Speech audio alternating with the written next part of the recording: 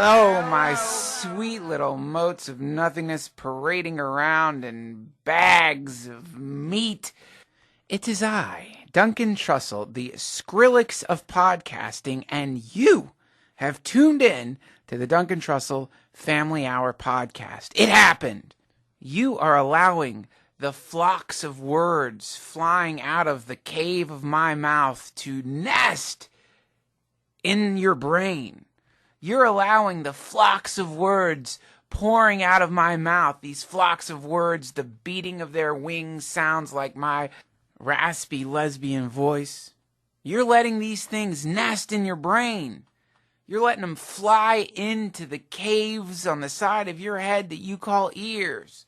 And they fly in there and they nest. And what an honor that you're allowing the word birds of my mind to fly into the cave holes on the side of your head. That really does amaze me, and I'm very grateful to you.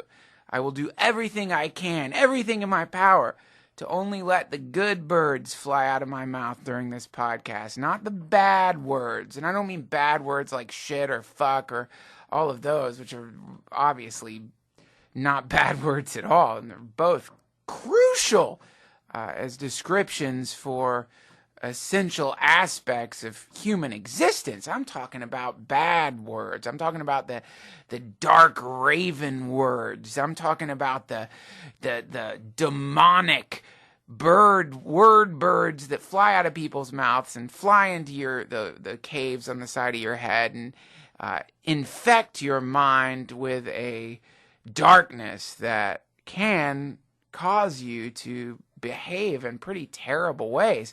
In the old days, flocks of shit words that flew out of the cave of a person's mouth and into the ear cave of another person, infecting their mind with dark thought patterns, were called curses. That was the name for it. Cursing a person. You can definitely curse people.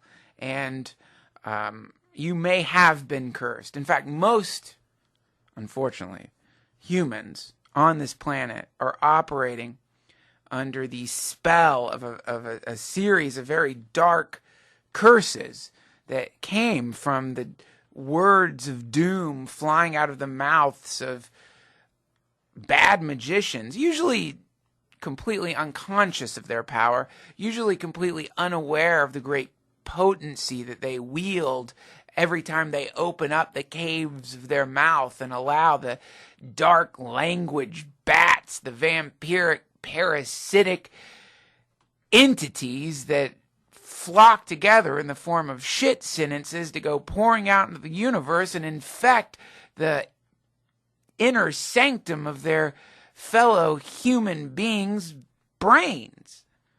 But it happens all the time. It's the fucking TV is one of the number one purveyors of curses on this planet. That thing's a curse machine gun. That you turn that thing on and you will get rocketed into your brain so many flocks of dark ideas and sentences that before you know it, you could be sitting in front of that fucking thing watching your 5th hour of Forensic Files and feeling that the dimension that you are currently existing in is a hell realm. Go out into the world and you see the world through the lens of Forensic Files all of a sudden. You don't see a beautiful, spacious Garden of Eden style planet with color and sound and light, which is amazing to be able to behold. You see a place where if there's a kid wandering by himself, that son of a bitch has probably got a 4-hour lifespan before some trench coat wearing, hook-handed, mustachioid demon comes driving by in an ice cream van, snatches that kid up and throws him in a wood chipper after fisting him for a few hours. That's a curse, man. That's a curse. You've been cursed. Now, sometimes maybe curses are fun. For a lot of people, it's fun to walk through the world and look at it through the lens of danger, horror, awfulness. I think this is the number one reason people watch the news. we get a new curse every few months when it comes to news. There's always a new. Currently, the way we're being cursed is ISIS. A lot of people are stumbling through the world right now who have been cursed with ISIS fear, the fear curse of ISIS. And so there's a lot of people who wake up in the morning and worry about ISIS, and they live in fucking Idaho. Think about that. There's a lot of people who every morning, within 6 minutes of waking up, they start thinking about the dangers of ISIS. They start thinking about the potentiality of some future terrorist attack in some part of the United States due to ISIS. When they wake up, they don't think, holy shit, I'm a perfectly harmonized cloud of atoms capable of orgasm.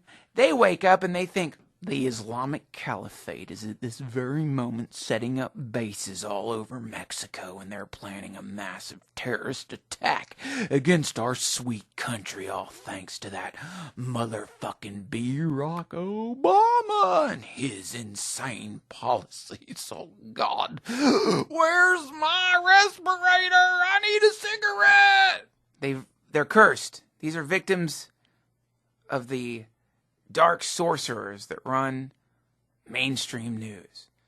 And most of us have been cursed. It's kind of inevitable when you exist on that planet. I don't know if you guys are aware of the fact that there's a kind of fungus called cordyceps that will actually get into the brain of an ant, and the ant will climb up on tree limbs and explode this fungus down on his fellow ants, and they all become infected too. Well, in the same way curses travel through generations via the words of parents to children, and those fucking things can go on and on and on and on, and they can get more and more and more and more powerful, and people can just go crazy. Some parents just hang over their children just like those infected ants, and they dust their minds with fear patterns that have existed for millennia.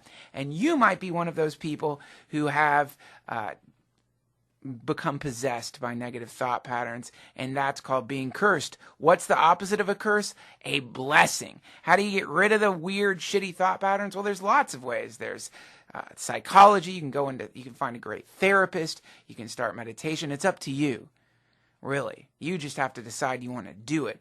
You have to make the decision. It really is. And I think Alex Gray and Allison Gray taught me this, that you get to pick. You get to pick what window you want to look through.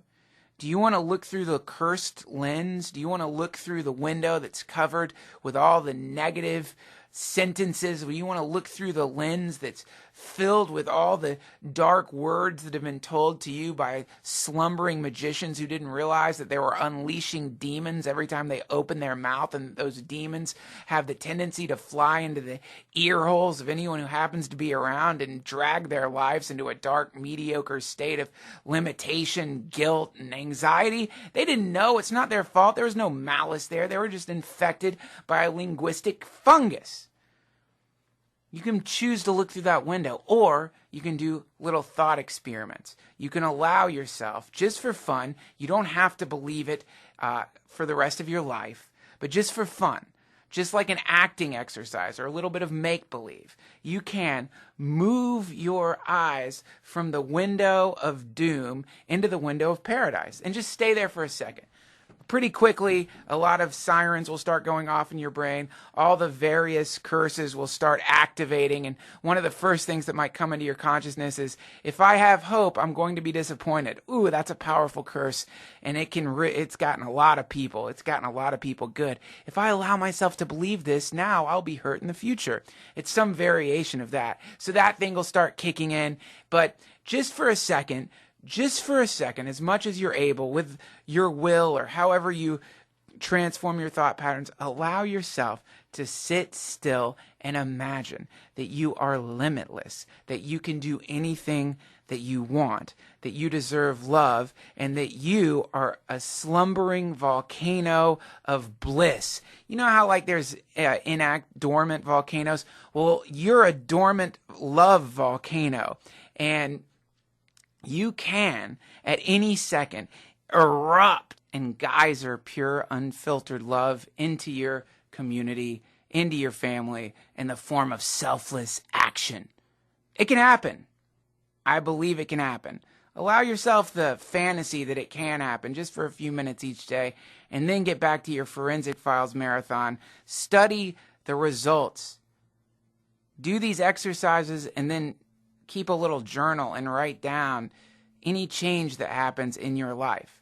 Write down anything that happens that's different from the usual stuff that goes on. If nothing changes, then you don't have to do the experiment anymore.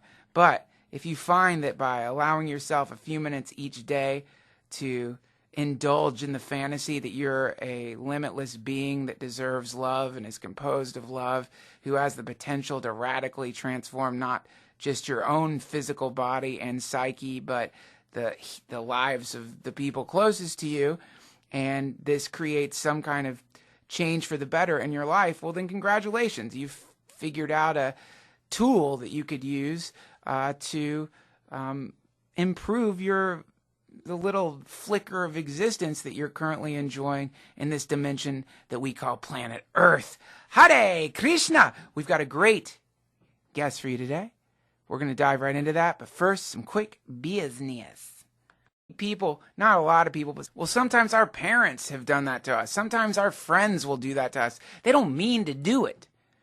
They're not malicious. They're not trying to hurt us. They've just been infected by a linguistic fungus that's been traveling through generations of human beings, and who knows where it started. The main thing is this. The takeaway is this, my friends. I invite you to do a magical analysis, a biological survey of the subjective life forms that you call recurring thought patterns to figure out what beings that are currently existing in the ecosystem of your brain cave are moving you in the direction of heightened states of bliss and happiness and joy and connectivity, and which of these beings are dragging you down into the tar pits of limitation, sadness, misery, depression, guilt, and pointlessness. Just analyze it, and then I don't know what you're supposed to do, but it's a real fun thought experiment to allow yourself the beautiful fantasy that every single limiting thought pattern that you currently have is not an accurate representation of who you are, but is in fact the echo of a curse that's been placed upon you by some dark magician. I don't mean Gargamel, but I'm saying a person who has fallen into the numb ambient haze of modern life and is not paying attention to what they're saying to the people around them. And that could have been your mom, it could have been your dad, it could be your brother, it could be your boyfriend or girlfriend or husband and wife. They didn't mean to hurt you. They just became the accidental transmitter of a dark paradigm that has been afflicting humans since we were being dragged out of our huts by Vikings and decapitated and raped by Genghis Khan. It's a dark time back there, man. We come from a pretty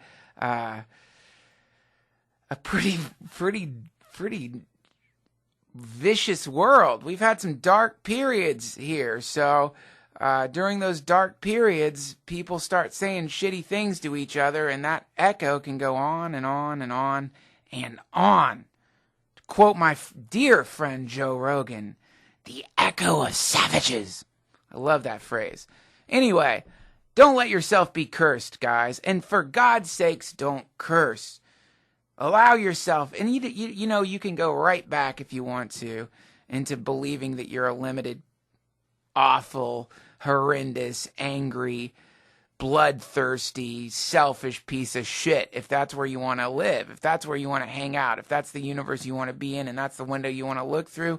I get it, man. I've looked through that window for a very long time, and I understand why it can be fun, but just for fun, pull yourself away from that window and allow yourself to look through the insane window of the alchemist. Allow yourself to look through the window of the practicing magician, the yogi, or the bogey, or the saint, or the mystic, just for a second. You don't have to keep looking out that window if you don't want to. You're welcome to go back and look through the window of doom whenever you want to. You can get right back to Forensic Files. You can get right back to watching Nancy Grace stammer about semen samples. You can do it, but for 1 second, allow yourself to imagine that you are a limitless, super powerful, creative force that, with focus and discipline, can, starting right now, create a temporal wave of positivity that will not only roll through your physical form and manifest as health and getting into shape and having more energy and just feeling good, but will actually roll out of the cave of your mouth in the form of angelic words that spontaneously erupt at odd moments in the day. And those have been called prayer, where all of a sudden you find yourself just saying thank you to nothing in particular or to everything. Imagine, just for a second, that that's what you really are. That you can be a kind of fountain of bliss that goes erupting into this dimension, a volcano of joy that explodes into your particular community. And it can happen in an unexpected way. Just like out of the blue, volcanoes will suddenly explode. In the same way, out of the blue, you can start exploding love into your family and friends and work and business, and not in a bullshit way, not in the phony bullshit way where people explode love when really all they're trying to do is make you feel like a goddamn asshole because they're better than you, but in the actual way, where suddenly you don't even know what you're saying, but you're saying just the right thing at just the right time to the person who needs to hear it, and you don't even know why. And you don't even have to worry about why, but it can happen. These volcanoes have been exploding throughout history. They exploded in the form of Buddha and Jesus and Muhammad, Albert Einstein, Gandhi, Martin Luther King, Mother Teresa, Amma, Neem Karoli Baba, Ram Dass, and it can happen to you. You are at the very crest of the wave of existence. As far as we know, you are the most advanced being living in the galaxy that you've incarnated into. And relative to the great universe that you're existing in, you are one. There are not a lot of humans. Sure, it seems like a lot because the planet ain't that big. But compared to the number of stars, compared to the number of galaxies, there's not a lot of us here.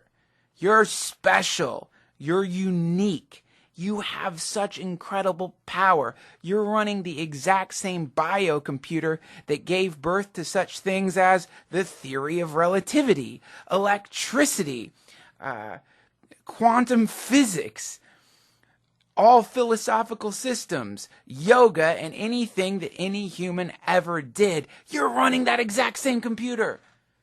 That's you. That's you. That's the kind of power that you have. You can literally do anything. You can be the being that intuits or channels an entirely new system of thought that can transform a huge part of the biomass that you're currently a member of. It happens all the time. Happened with Buddhism. It happened with Islam. It happened with Christianity. It could happen with you. I'm not saying you're Jesus.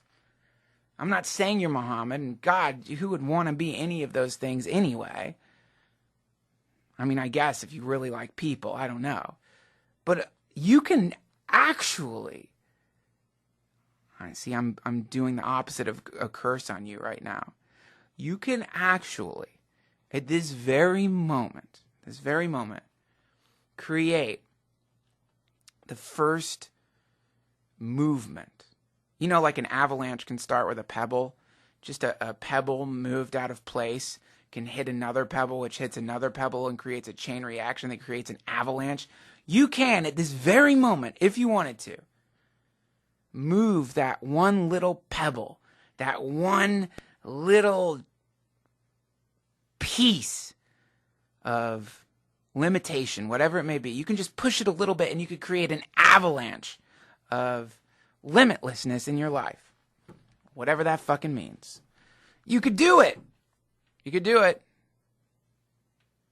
You're a limitless being that deserves love, and you exist in paradise. There, I said it. You deserve love. You exist in paradise, and you have the potential to do anything you want, regardless of what your current situation may seem. And I don't mean this in a kind of like televangelist bullshit way. I'm telling you, read Viktor Frankl's Man's Search for Meaning. Study. You got to work hard. I'm not saying if you just lay back and suddenly decide that everything's perfect, everything's going to become perfect. No! The blessing I'm placing on you is a blessing of action. And it's got to fucking start with the realization that you're limitless. It starts with joy. It can. It starts with allowing yourself to go crazy. You let yourself go crazy. That's the point. You let yourself become Don Quixote. You let yourself believe that you're a hero, even if your current patterns of activity happen to be completely meaningless. You allow yourself the delusion that you are made of love.